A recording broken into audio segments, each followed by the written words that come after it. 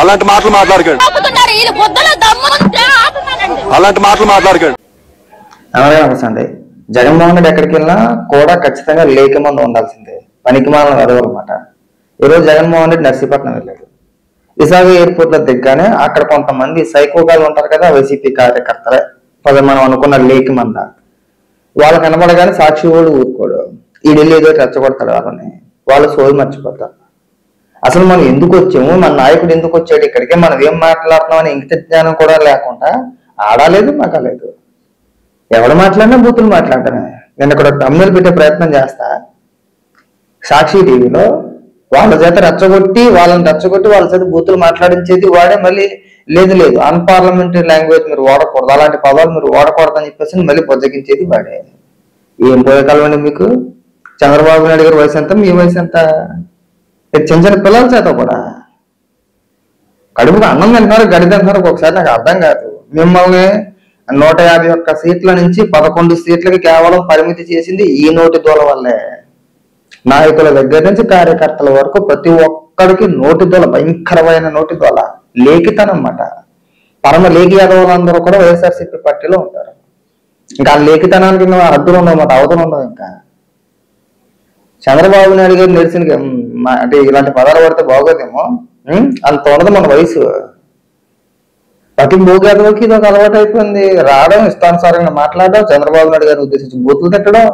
మీకన్నా కొమ్ములు వస్తాయి అనుకున్నా జగన్మోహన్ రెడ్డి గారు కిరీటం పెడతాడా? మనం ఎలా మాట్లాడి మళ్ళీ ఏదైనా కేసులు పెడితే లేదు, కేసులు పెట్టారు, మా కార్యకర్తను వేధించేస్తున్నారని చెప్పేసి మళ్ళీ ఏడ్చేది మనమే. కాస్త మర్యాద ఇచ్చి మాట్లాడితే జనాలు చూసేటోళ్ళకి కూడా ఓహో జగన్మోహన్ రెడ్డి పలానా పర్యటన వచ్చాడా, ఓకే వెళ్ళాడేమో అని చెప్పి అనుకుంటారు. ఎందుకోసం వచ్చాడు, ఏం చూపించాడు అనుకున్నాడు, ఏం మాట్లాడతారో ఇంగిత జ్ఞానం లేకుండా మీరు బూతులు తిట్టేస్తే సోషల్ మీడియాలో తిప్పుకోవడానికి బాగుంటాయి మనం బూతులు తిట్టేసిన వీడియోలు. చూసేవాళ్ళకి అసహ్యంగా ఉంటాయి. ఇంకా ఈ నా కొడుకుల దగ్గర అహంకారం పోలేదురా, ఈ నా కొడుకులు జీవితంలో ఓటేయకూడదని ఫీలింగ్ కలిగేది ఎవరికైనా సరే. అది భాష అదేనా. కానీ నేను జగన్మోహన్ రెడ్డి గారికి చిన్న రిక్వెస్ట్ ఏంటంటే, ఈసారి ఎక్కడికైనా పర్యటనకి వెళ్ళినప్పుడు ఈ లేఖి యాదవులను తీసుకెళ్ళం మాకు కూడా. అలాంటి యాదవుల సభలకు రాను. మాకు వచ్చిన మన సొంత ఛానల్ అయినటువంటి సాక్షి చేత మాట్లాడుకోవచ్చు. మాకన్నా పరమ దరిద్రంగా మాట్లాడుతున్నారు. ఒక పక్క మీ కార్యకర్తలు అందరూ శుద్ధపోస్తులాగా ఇక్కడ నువ్వేమో కలరింగ్ ఇచ్చేస్తా ఉంటావు, ఆ లేఖి యాదవులేమో అక్కడ బూతులు మాట్లాడేస్తూ ఉంటారు. గతంలో నువ్వు మాట్లాడించేసిన బూతులు ఇవన్నీ కూడా. పోనీ ఆ లేఖతనం ఏమన్నా వాళ్ళకి స్వతహాగా వచ్చిందంటే కాదు, తమరిదయ్యే అది కూడా. నువ్వు అలా లేఖగా మాట్లాడుతావు, వాళ్ళు కూడా అలా లేఖతనంగా మాట్లాడేస్తున్నారు. వాళ్ళు అర్థమైందన్నా? మీరు మాట్లాడే విధానం బట్టే తిరిగి మేము మాట్లాడతాం. మళ్ళీ మేమేమన్నా అంటే మేము కుక్క తీర్చకూడదు, మా నాయకుని అలా అన్నారా అంటే ఇక లేఖ మాట్లాడిపించేది జగన్మోహన్ రెడ్డి. అదొక భాష. లేదంటే ఏం మాట్లాడుతున్నాడు, మహిళలు లేదు, లేదంటే ఇంకొకరు లేదు, చుట్టూ జనం ఉన్నారని చెప్పేసి అని ఇంగిత జ్ఞానం లేదు.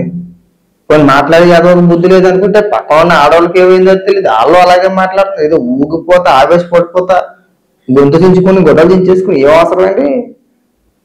జగన్మోహన్ రెడ్డి పర్యటనకు వచ్చాడు, ఓకే, మీరు రావడం తప్పనట్లా.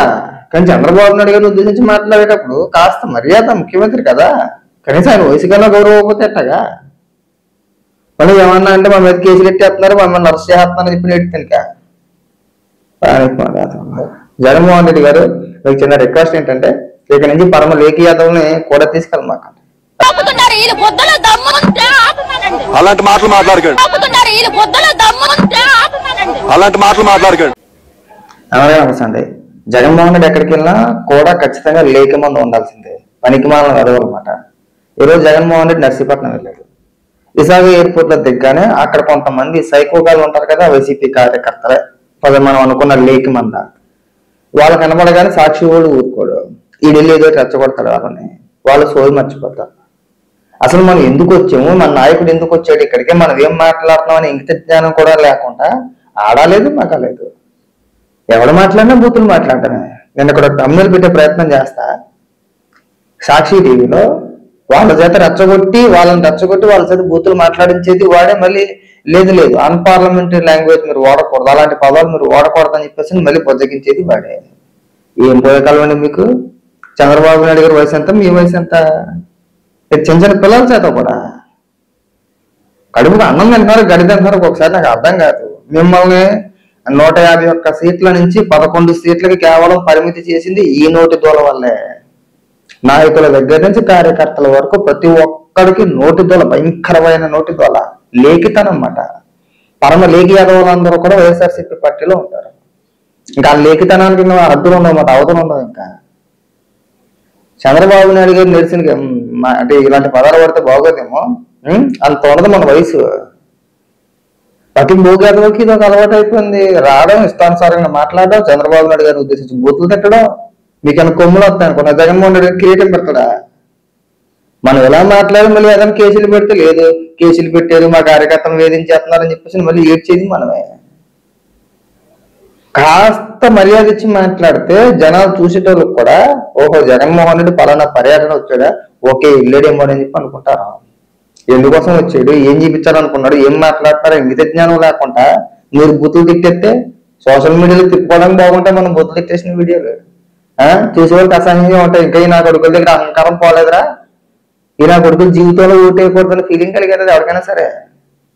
అది భాష అదేనా. కానీ నేను జగన్మోహన్ రెడ్డి గారికి చిన్న రిక్వెస్ట్ ఏంటంటే, ఈసారి ఎక్కడికైనా పర్యటనకి వెళ్ళినప్పుడు ఈ లేఖి యాదవులను తీసుకెళ్ళం మాకు కూడా. అలాంటి యాదవుల సభలకు రాను. మాకు వచ్చిన మన సొంత ఛానల్ అయినటువంటి సాక్షి చేత మాట్లాడుకోవచ్చు. మాకన్నా పరమ దరిద్రంగా మాట్లాడుతున్నారు. ఒక పక్క మీ కార్యకర్తలు అందరూ శుద్ధపోస్తులాగా ఇక్కడ నువ్వేమో కలరింగ్ ఇచ్చేస్తూ ఉంటావు, ఆ లేఖి యాదవులేమో అక్కడ బూతులు మాట్లాడేస్తూ ఉంటారు. గతంలో నువ్వు మాట్లాడించేసిన బూతులు ఇవన్నీ కూడా. పోనీ ఆ లేఖతనం ఏమన్నా వాళ్ళకి స్వతహాగా వచ్చిందంటే కాదు, తమరిదయ్యే అది కూడా. నువ్వు అలా లేఖగా మాట్లాడుతూ వాళ్ళు కూడా అలా లేఖతనంగా మాట్లాడేస్తున్నారు. వాళ్ళు అర్థమైందన్నా? మీరు మాట్లాడే విధానం బట్టే తిరిగి మేము మాట్లాడతాం. మళ్ళీ మేమన్నా అంటే మేము కుక్క తీర్చకూడదు, మా నాయకుని అలా అన్నారా అంటే ఇక లేఖ మాట్లాడిపించేది జగన్మోహన్ రెడ్డి. అదొక భాష. లేదంటే ఏం మాట్లాడుతున్నాడు, మహిళలు లేదు, లేదంటే ఇంకొకరు లేదు, చుట్టూ జనం ఉన్నారని చెప్పేసి అని ఇంగిత జ్ఞానం లేదు. కొన్ని మాట్లాడే యాదవ్ బుద్ధి లేదు అనుకుంటే పక్క ఉన్న ఆడవాళ్ళకి ఏమైందో తెలియదు, వాళ్ళు అలాగే మాట్లాడుతున్నారు. ఏదో ఊగిపోతా ఆవేశపడిపోతా గొంతు దించుకుని గొడవలు దించేసుకుని ఏం అవసరం అండి? జగన్మోహన్ రెడ్డి పర్యటనకు వచ్చాడు, ఓకే, మీరు రావడం తప్పన్నట్లా. కానీ చంద్రబాబు నాయుడు గారిని ఉద్దేశించి మాట్లాడేటప్పుడు కాస్త మర్యాద, ముఖ్యమంత్రి కదా, కనీసం ఆయన వయసు కన్నా గౌరవపోతే ఎట్టగా. మళ్ళీ ఏమన్నా అంటే మా మీద కేసులు ఎట్టేస్తున్నారు, మమ్మల్ని అరెస్ట్ చేస్తున్నారని చెప్పి నెడుతుంది. జగన్మోహన్ రెడ్డి గారు మీకు చిన్న రిక్వెస్ట్ ఏంటంటే, ఇక్కడ నుంచి పరమ లేఖి యాదవ్ని కూడా తీసుకెళ్ళమాక, అది మీకు మంచిది కాదు. అలాంటి మాటలు మాట్లాడకండి.